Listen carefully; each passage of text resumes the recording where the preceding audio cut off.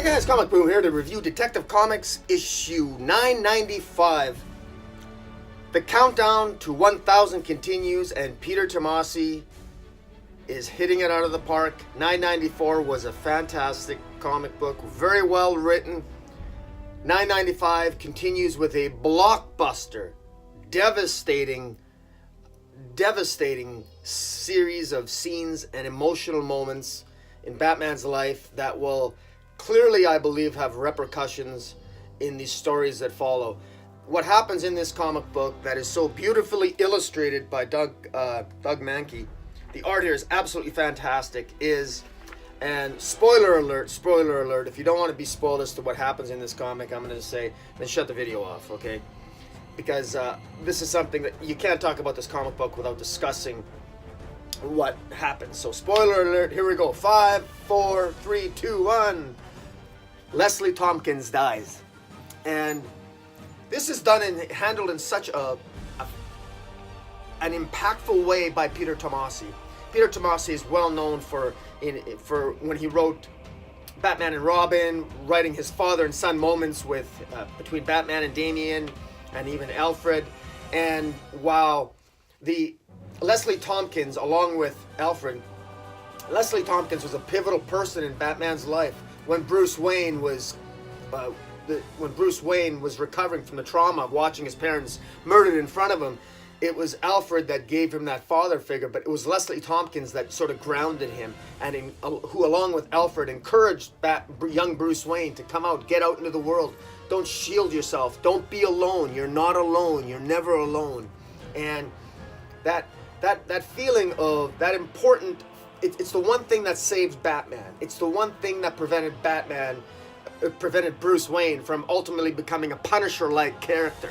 He became someone that helped people. But not only that, that love for family, that understanding to never be alone, to don't be afraid to ask for help. Don't do things by yourself. You're not alone. There are those willing to help you. Those are things that are ingrained in him in large part because of Alfred, but also in particular Leslie Tompkins, which is a character that has gotten focus at different times over the many decades over the last few decades. But Leslie Tompkins has never gotten as much attention usually as Alfred has, but she has gotten attention. And she gets a lot of attention in this issue, and the emotional moments in here as Leslie Tompkins is dying from a strain of the Joker toxin, which was injected in her at the end of issue 994 in the first issue of this story arc. And that as she's dying of that Joker toxin, there are scenes of Batman very frantically, both him and Alfred, trying frantically to save Leslie Tompkins' life, and going out on, Alfred trying 8 different strains of an antidote, of a serum to treat the Joker toxin, but none of the strains that they have or potential cures that they have work. So whoever it was that attacked Leslie Tompkins and ultimately attacked Batman, perhaps they wanted to inject that Joker toxin or Joker-like toxin into Batman, but Leslie Tompkins ended up getting injected with it. Whoever it was obviously is really, really peeved off Batman, but Batman's pissed off because at the end of this issue he goes into Arkham Asylum and he's very angry and upset. Why does he believe that an inmate at Arkham Asylum might have some information about who attacked him and who killed Leslie Tompkins? We don't know. That's not really revealed, but it might be a fair assumption for Batman to make, since obviously the inmates at Arkham Asylum usually have a lot of connections in Gotham City. But none of them know that Batman is Bruce Wayne. So that and the attacker here, this is what I admire about the story here about Peter Tomasi, is that what he set up is there's a mystery here. Who is this person? Because not only did this person ultimately end up killing Leslie Tompkins, despite the efforts of Batman and Alfred, but as Leslie Tompkins, as Batman as Bruce Wayne, in his Batman suit with the cowl off his head, is mourning the death, asking for a minute to be alone, the corpse of Leslie Tompkins. Alfred leaves, gives Batman alone, a minute alone, and Alfred himself cries. And just then the doorbell to Wayne Manor rings, and it is somebody dressed up like Zorro who stabs the Joker through the lungs. And the fact that the person who stabs Alfred is dressed up like Zorro is very telling, because it was, all of us know this who are fans of Batman, but for those of you who might forget, it's the movie, The Mark of Zorro was the movie that Bruce Wayne saw with his parents on the night that they were murdered. It was on the walk home from the theater where they watched the movie The Mark of Zorro, where they were murdered. And here's someone dressed up like Zorro, pierces Alfred's lungs, and then Batman right away, you know, leaves the corpse of Leslie in the Batcave, runs up, he's trying to save Alfred's life, and basically he manages to stop. So Alfred doesn't die. There's that. But this entire comic is so beautifully put together. The way Peter Tomasi wrote it was fantastic. But Doug Mahnke, and I want to give Doug Mahnke, the penciler, is fantastic. The inker, Jamie Mendoza, the colorist, David Barron, the letterer, Rob Lay, all of it did just fantastic. A fantastic job with this comic. There's one scene here where Batman is he's using the paddles to try to revive Leslie Tompkins, and it's so beautifully laid out. I'm going to show it on the screen.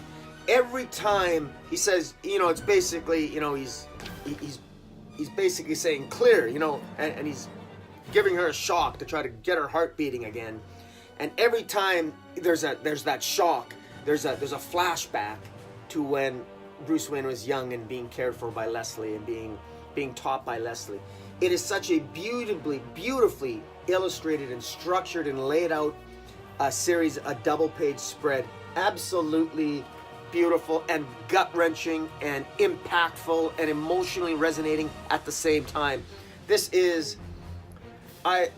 this moment where he closes Leslie Tompkins' eyes, who is speaking to him as she knows she's dying, and she wants to tell she's dying, and she's telling Bruce how she cares for him, and Bruce is telling her, because you can almost get a sense that deep down there's that sense, even though as Batman he never gives up and he'll keep trying to save her, you can tell there's that Bruce Wayne side of him that intuitively knew that this was the end. Because let's face it, what's the likelihood of surviving a Joker toxin after more than maybe 10-15 minutes? Because it happened in Gotham, he had to drive her back to the Batcave. You almost know that there's no saving her. But it's that relentless Batman attitude of, no, I will not give up. But he still fails. Batman fails. And Leslie Tompkins, it's essentially his mother. It's his mother figure. I mean, we talk about Alfred and Leslie, and we use their names, but for all intents and purposes, Alfred's dad and Leslie was mom. That's just what it was. Leslie Tompkins was always the maternal influence in Bruce Wayne's life, and she's what grounded him along with Alfred. Leslie Tompkins was one of Batman's important tethers to everyday life, to caring, to loving, it's compassion. It's the trauma that changed Bruce Wayne's life to make him embrace the life as Batman. It gave him his determination and will never to give up. But it was his grounding in family with Leslie Tompkins and Alfred that gave him his ability to maintain his humanity in the face of the darkness that he would fight in his war against crime. And you really get a sense of that in this comic book. I highly, highly recommend it. I enjoyed this. This is actually better. This is actually better than the first one, the first issue 994. This is, I mean, I can't believe, I sound like a broken record sometimes, I feel, but, I don't know. I think last week or a couple weeks ago over Christmas, I reviewed some comics that were fantastic. I sound like a broken record sometimes, but this is one of the best Batman comics. How many times have I said that? I mean, there's been some really good Batman comics lately, but this arc, to get two in a row like this in the same story arc, and Doug Mahnke's one of my favorite artists. I mean, I loved him. I've loved him going back to the days of Justice League Elite. He's a fantastic artist. This is a beautifully illustrated comic book. Now, just a quick number of sides here. At the end, it looks as if Batman is now, he's upset, he's angry, he's going into Arkham. He goes into, Dr. Ockham's office saying, let me interview them. I want it. And he's saying, this is unorthodox. We can't just let you in, Batman, and do whatever you want. Of course, it's Batman, and he's not taking no for an answer. And he forces him his cell. He's let into Arkham. There's a 2-page spread here that, wow, you see all the inmates and you see Batman. And interestingly enough, Batman basically says, he gives this long speech, and he's basically saying that he's telling them they can consider that night to be like a carnival, and the only thing they have to fear is him. The only animal they need to fear is him. And they show Batman with glowing red eyes. Now, I'm not sure why that is. That might just be for artistic effect, but it might also be some misdirection. Maybe this isn't Batman. I don't know. I can see Batman being upset enough with Leslie dying that he would be very angry and do this, and go to Arkham and very angrily do this. But why does he have glowing red eyes? Is that just because he shut the lights off and maybe those are just infrared lenses? Maybe? Or is this somebody pretending to be Batman? It's hard to say. I think it is Batman because only because you feel the pain of Bruce and Alfred. And Batman, slash Batman, as you get to the end of this story, that you want this to be Batman. You want him to take out his wrath and pain and find out who did this. And but at the same time, there's enough seeds there of doubt planted in there by Peter Tomasi that it just really whets your appetite for the next issue. So well done. Best comic book of the week by far. And this is the Batman comic I will now be reading.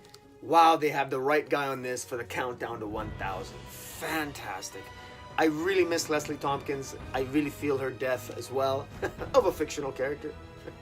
And wow, good stuff. Guys, tell me what you think of Detective Comics number 995. This is now the Batman comic that you can be reading. This is definitely the way Batman ought to be written. This is Batman's anger, and if Batman's going to be unhappy, this is the way to make him unhappy. Yeah, don't promise a wedding that doesn't occur. All right? See the dig there?